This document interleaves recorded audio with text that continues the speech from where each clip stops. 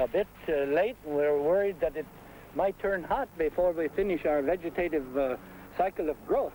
But we think we're doing pretty well because we are a cross of long season, tall Brazilian wheats with these little early brothers of ours, the Mexicans, that are just behind us. And maybe some of our children here will be well adapted back in our native Brazil and will produce more food than our forefathers who came here a few generations back and have been used for breeding stock. You know all that because you know them, but if you were blindfolded and you couldn't see what kind of wheat it was, how could you tell? I could even tell on some diseases blindfolded whether it's healthy or not.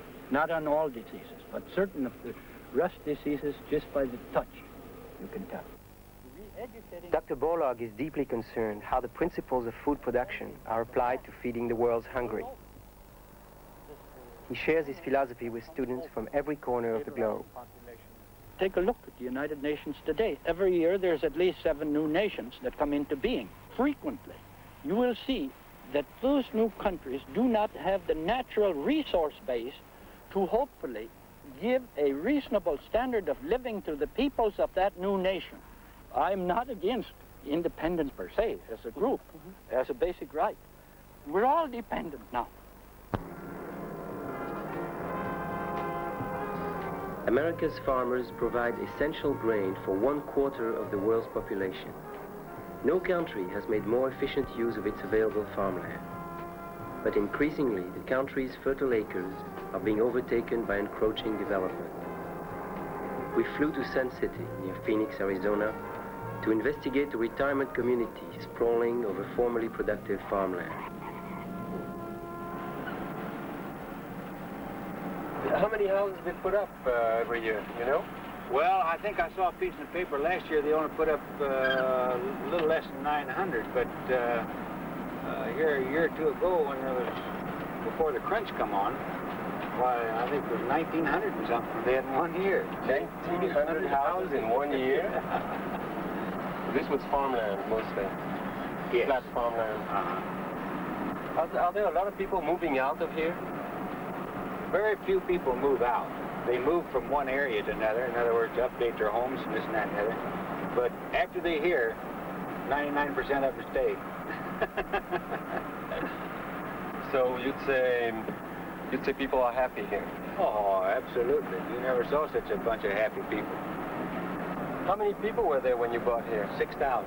6,000? Yeah, in 1965. And in now there's around 37,000, I understand. 37,000.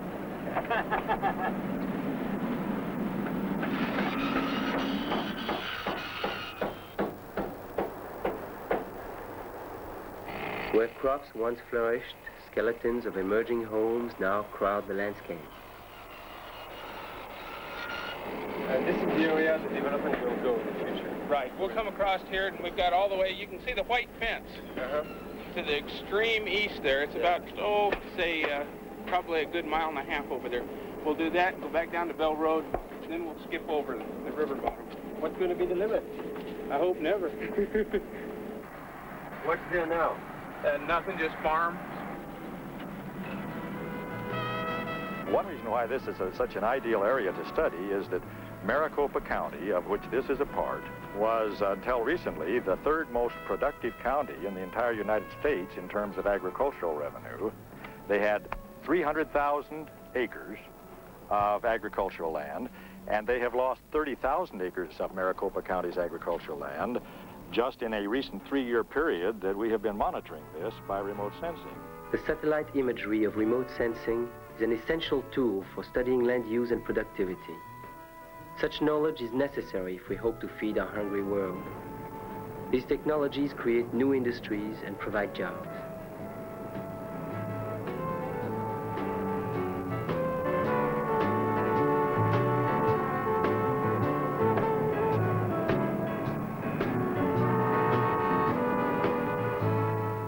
Ever since man developed agriculture, he has been making use of the environment on a short-term basis without considering what that will do to the environment in the time of his grandchildren.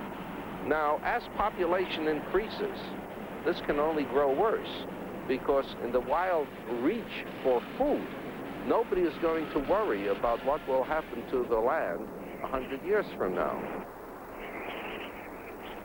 What things are irreversible is if we destroy good ground that could be used for growing food, it's gone for good. Reconstituting that ground is an enormous and expensive and in many cases impossible activity.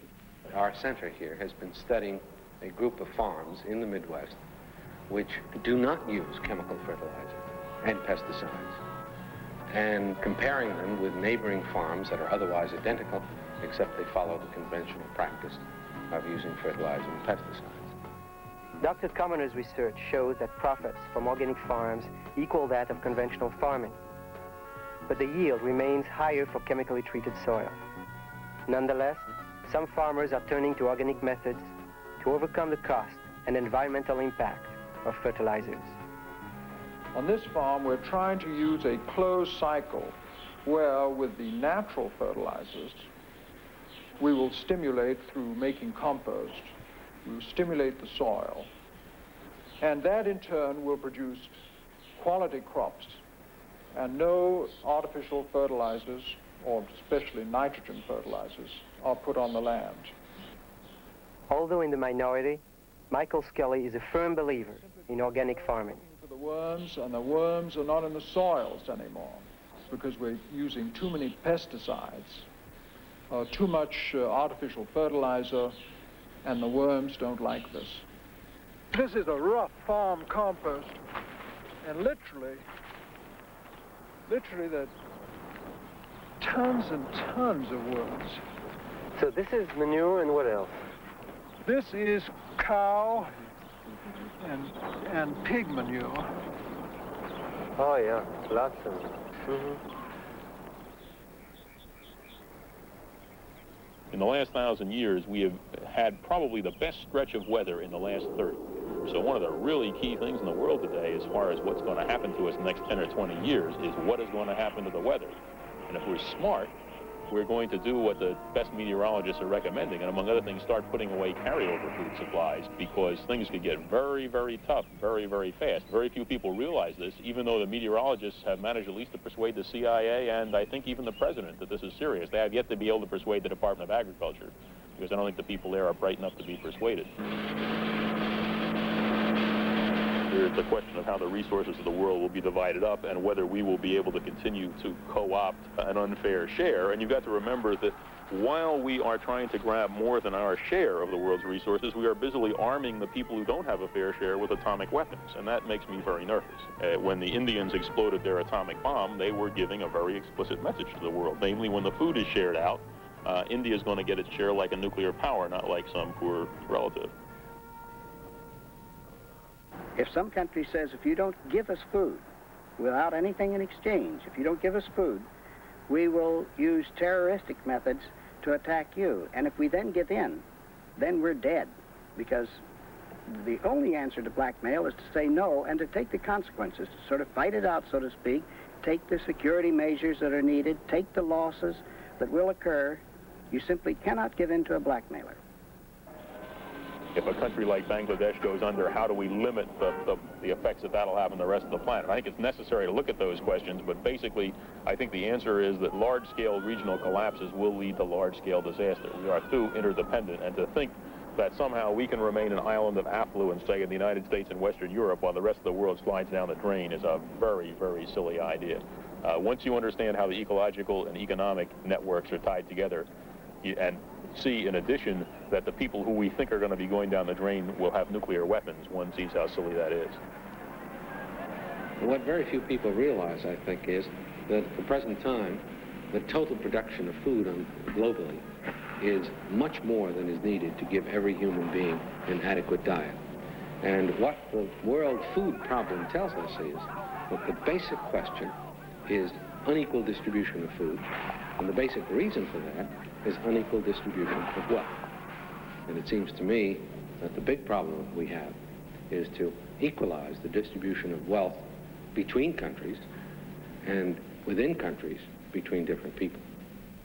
There isn't any realistic chance that the rich world is going to redistribute its riches.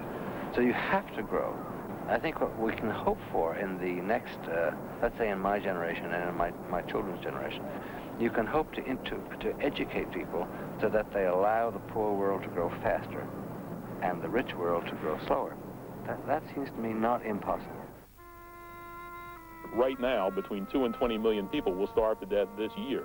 To the extent that we lose those people, we haven't solved the problem for them. But I think we can move to a better world if we can manage to change a lot of attitudes about how we treat each other and how we treat the environment.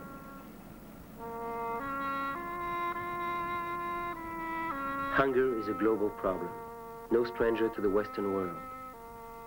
Our journey to Appalachia, to a poor but proud people, is a reminder that even in the United States, malnutrition and hunger still gnaw at the human spirit.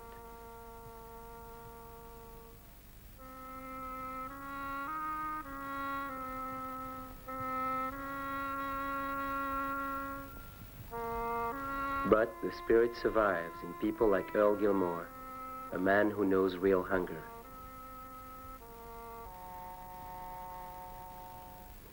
Here, people like, you might have to do that food a week or 2 or 3 days, you know, or something like that. Maybe you have to, like sometimes I just drink coffee. And I figure if I could get coffee, I wouldn't even care about the food. But most of the time I can't get the coffee and I'll be worried sick. That's how it exists. Earl offered to sing for us.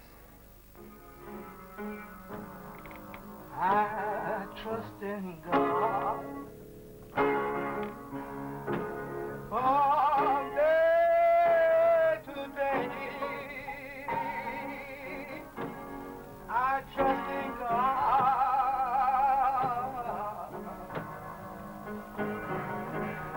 I know He cares. And come what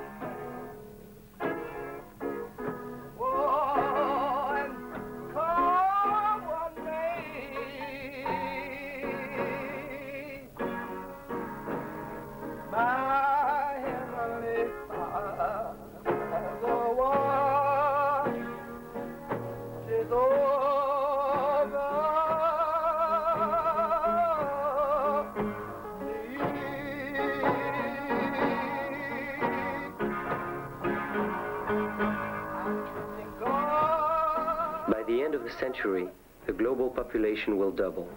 The nightmare of mass starvations will be upon us, unless measures are taken to provide adequate sustenance for the human family.